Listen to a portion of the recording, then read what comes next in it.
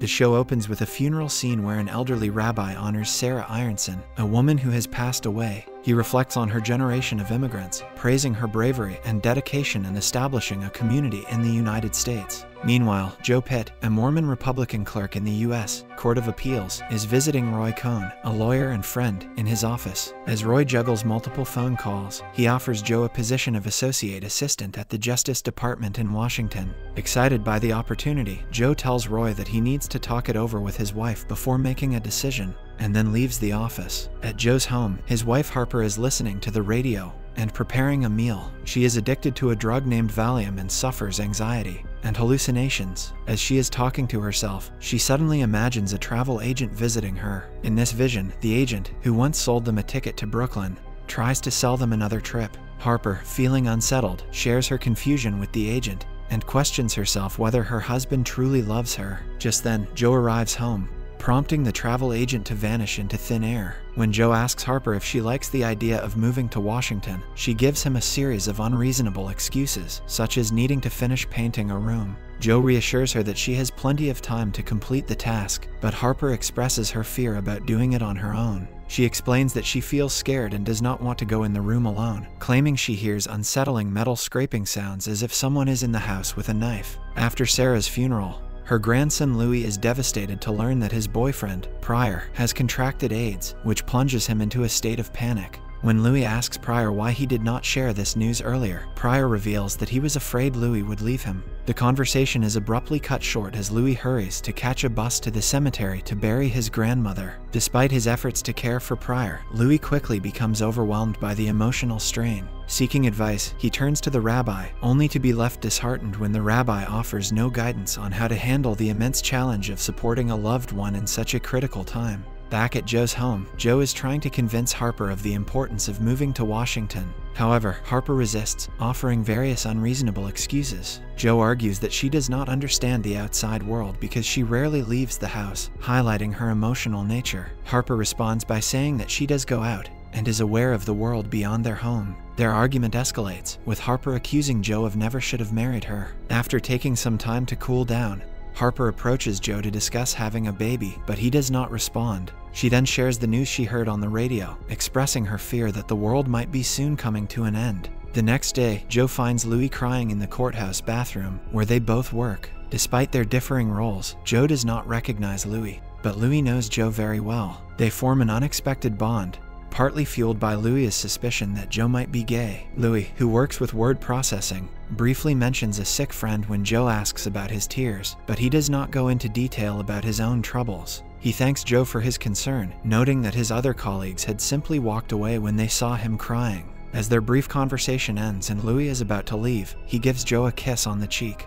In the following scene, Pryor is seen taking a large amount of medication as he prepares for sleep, while Harper is also using Valium to escape into her hallucinations. Despite having never met in the real world, their paths intersect in a shared dream sequence. In this surreal dream, Pryor appears dressed as a drag queen, which leaves Harper bewildered. They find themselves in a fantastical setting where they begin to reveal their personal truths. Pryor, on the edge of revelation, admits that he is homosexual, while Harper confesses that she uses Valium. Their conversation continues, with Harper revealing that Pryor is ill. She then asks him to share something about her. Pryor tells her that she is profoundly unhappy, a fact she already knows because of her dependence on Valium. Seeking a more surprising insight, Harper urges Pryor to reveal something unexpected. Pryor responds by disclosing that her husband, Joe, is homosexual. Harper is unable to accept this revelation and decides to leave the dream. But before she departs, Harper reveals one final truth to Pryor, that his inner self is free from disease. As Harper fades away, Pryor starts to remove his drag makeup, still criticizing the final truth Harper revealed. Suddenly, a bright light appears, accompanied by a falling white feather and the sound of a woman singing.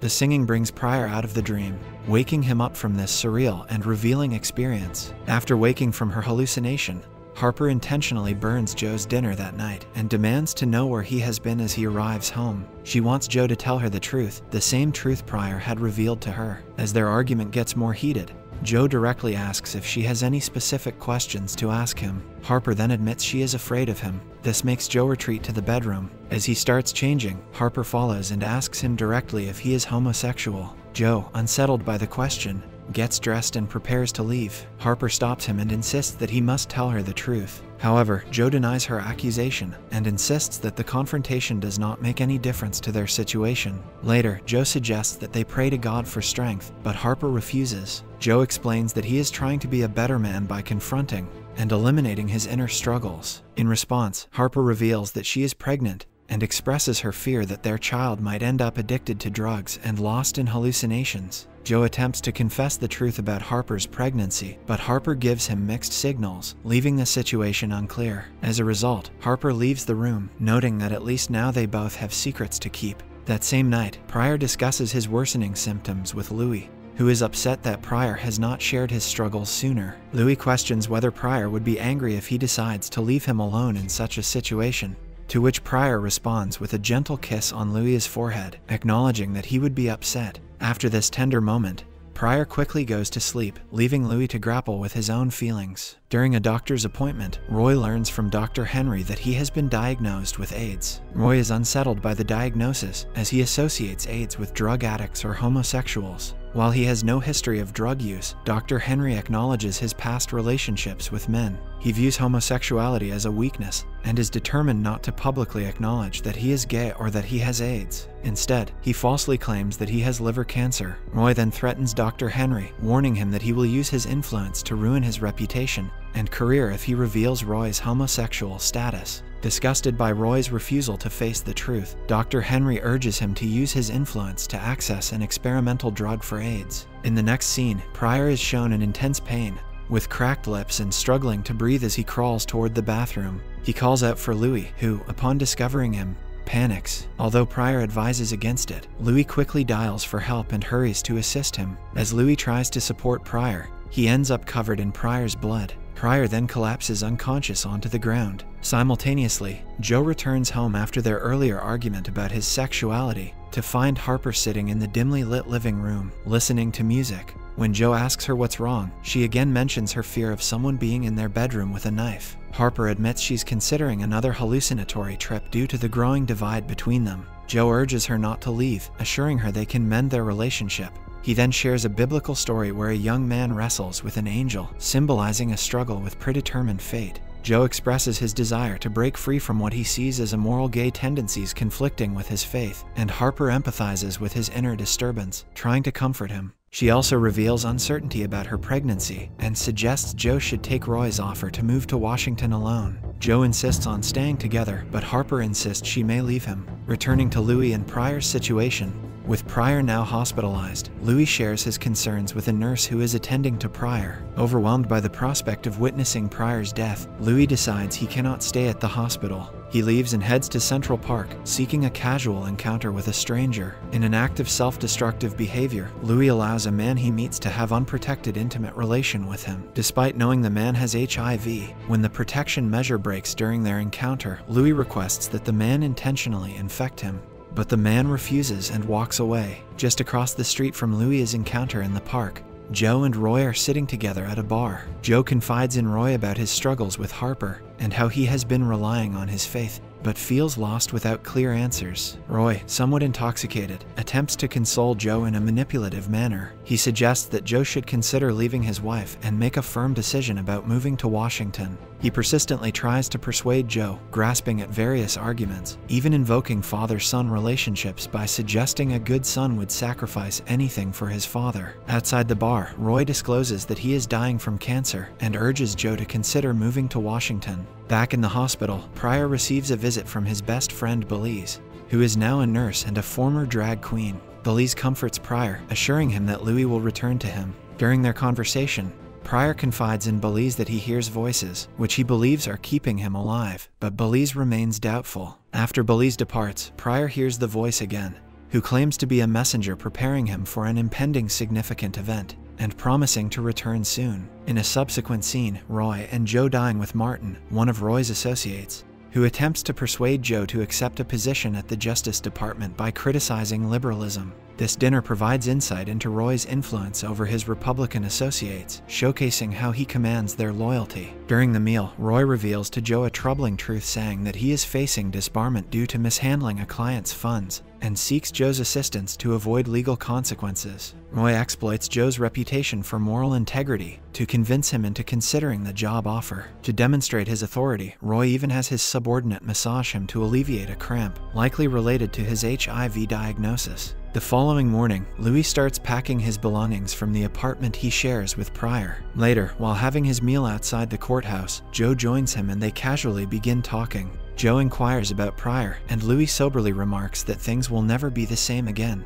They transition into discussing politics and surprisingly find themselves drawn to each other, despite Joe's kind demeanor contrasting with his past support for Reagan. As they converse, Joe mentions his unconventional eating habits involving hot dogs, Pepto-Bismol, and Coke, which leaves him with a pink mustache. During a discussion about their differing political views and shared anxieties about the country's future, Louis affectionately wipes away the pink residue before leaving Joe to finish his lunch. After his lunch with Louis, Joe finds himself in Central Park around 4 a.m., using a payphone to call his mother, Hannah Pitt. She advises him to go home before talking further. She scolds him for calling so late, but Joe explains he enjoys being in the park at night. He then questions her about whether his father truly loved him, eventually revealing to her that he is homosexual. Hannah redirects the conversation to discuss his father, suggesting that Joe should have known his father never loved him, which shocks Joe. She abruptly ends the call, stating she raised him to be better than his current situation. Back at the hospital, Louis arrives to deliver the news that he is leaving Pryor. In a heated exchange, Pryor reacts by angrily lashing out at Louis, labeling him as pathetic and incapable of truly loving anyone.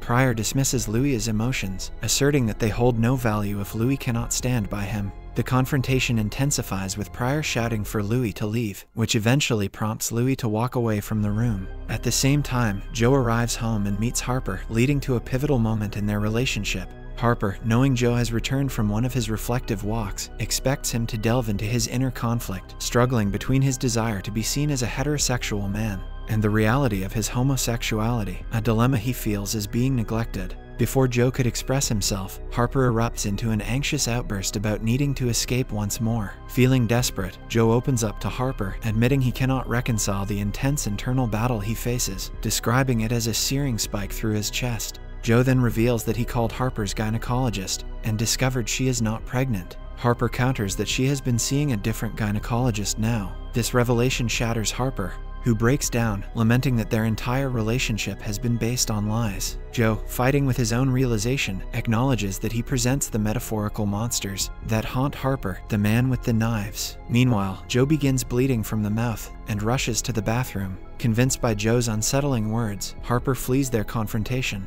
calling out for Mr. Lies, the imaginary travel agent who she believes can take her away. Mr. Lies guides Harper through the refrigerator to the icy plains of Antarctica, a place where she hopes to find solace and escape from her sorrow. In the next scene, Pryor returns to his apartment and hears a voice note from Belize, advising him to take care of himself. That night, as Pryor sleeps, he is visited by two ancestors named Pryor Walter. These ancestors reveal that they died from plagues in their own times. They have come to announce his upcoming important role, referring to the messenger whose voice he has been hearing lately. They instruct Pryor to prepare for the messenger's arrival. As the ancestors describe the messenger, Pryor asks if he is going to die. They reply that they are not allowed to discuss his fate. One ancestor warns that he will have to face death alone, while the other reveals that he is destined to be a prophet, which is a great honor for the Walter family. To emphasize their message, the ancestors produce flames from their hands, instructing Pryor to prepare for the messenger's arrival. They then vanish, taking the flames with them. In a cafe, Louis meets Belize and starts to ramble anxiously about political and racial issues, inadvertently offending Belize with his disjointed comments. Belize cuts him off, bluntly pointing out that Louis seems ambivalent about everything, including his feelings for Pryor, who truly needs his support. Meanwhile, Pryor is being examined by the same nurse at the hospital. He mentions that he is feeling a bit better since being admitted, but he still struggles with anxiety about his mental state. As Pryor speaks to her, he imagines the nurse talking in a different language called Hebrew, but she clarifies that she is not speaking that language. The nurse then suggests that Pryor should consider seeing a therapist to help manage his stress. During this visit, Pryor experiences a vision of a religious text appearing through the hospital's floor and then disappearing, which heightens his sense of panic. Noticing that the nurse does not react to distressing vision of the religious textbook, Pryor becomes more cautious. He decides not to mention the vision and quickly leaves the room, feeling unsettled by the encounter. Outside the cafe, Louis explains to Belize that though he loves Pryor, he could not accompany him because his illness made him think he will be sick too, and asks Belize to tell Pryor that he loves him. Louis mentions all his incidents, claiming that he is also dying, but Belize does not really believe him. In the next scene, Harper immerses herself in a fantasy where she finds herself in the serene, snowy landscapes of Antarctica with Mr. Lies. Here, she feels a sense of numbness and safety, longing to remain in this desolate environment forever. Harper envisions creating her own world in the snow, dreaming of staying there indefinitely with a companion. She asks Mr. Lies to be her companion, but he refuses, explaining that travel agents should not become involved with their clients in such personal ways. He also adds that even within hallucinations, there are rules that must be followed. As they talk, Harper notices a figure standing at a distance and inquires about who it is. Mr. Lies responds that the figure is an Eskimo. Harper decides to approach this person and bids farewell to Mr. Lies, ready to leave with the Eskimo. Meanwhile, Hannah arrives in New York City from Salt Lake City, Utah, only to find herself lost when Joe fails to pick her up at the airport. She encounters a mentally unstable homeless woman who initially shows little interest in Hannah's plight. However, when Hannah mentions the Mormon Visitors Center, the woman's demeanor changes. She offers Hannah directions, guiding her towards her destination. As Hannah prepares to leave with her bag, the homeless woman delivers a cryptic warning, saying that everyone will be insane in the next century. Hannah, unfazed by the prediction, does not reply and continues on her way, trying to navigate the unfamiliar city. Joe visits Roy at his home and informs him that he cannot accept the job offer in Washington. He shares details about the previous night, including that Harper is missing and he also failed to pick up her mother from the airport. Joe expresses a desire to be part of Roy's world, but says he has already caused too much damage and won't break the law to protect Roy. In a furious response, Roy calls Joe a sissy and criticizes him for his decisions regarding Harper. He then reveals one of his most controversial achievements from the past. He illegally interfered in the spying trial of Julius and Ethel Rosenberg, ensuring their execution. Roy admits he manipulated the judge to secure their death sentences, leaving Joe stunned by Roy's evident disregard for ethics. Joe is visibly shocked by Roy's actions and moral corruption. Roy then claims that he is not actually dying and begins to physically assault Joe. Joe, taken aback, almost retaliates with a punch but ultimately decides to walk away. After Joe leaves, Roy is alone in the room when he is visited by the ghost of Ethel Rosenberg to mark his last days on Earth. She appears to take delight in his suffering, but Roy, trying to maintain his composure, insists that he is not afraid of her or of death. Despite his arrogance, Ethel calls an ambulance for him. That same night, Pryor's ancestors appear once more, interrupting his sleep. They dance around him with excitement, announcing that the messenger will arrive that night. They urge him to join in their dance, but he declines their offer. So, they suggest that he close his eyes to be accompanied by someone familiar. Pryor imagines Louis coming back to him for a romantic dance. The vision quickly fades, but Pryor continues to hear the angelic voice. He even speaks the messenger's words, but eventually makes himself silent. Later, Joe finds Louis in the park late at night and admits that he followed him from work. With some hesitation, Joe gently touches Louis's cheek. Although Louis is still confused by Joe's conflicting religious and political beliefs, he responds with a kiss. Joe then confesses that he thinks he is a terrible person to be loved. But Louis, grappling with his own guilt over Pryor, acknowledges that they both share that burden. He invites Joe to come home with him. Joe hesitates initially but eventually agrees to follow Louis home. Back at Pryor's apartment, he is startled when the entire place starts shaking and collapsing violently. The ceiling collapses as the winged messenger angel makes her entrance. She addresses Pryor as a prophet, indicating the beginning of the great works that are about to unfold. Subscribe for more videos like this, turn on the notification, and leave 1,000 likes or 100 comments if you'd like us to continue part 2. Thank you.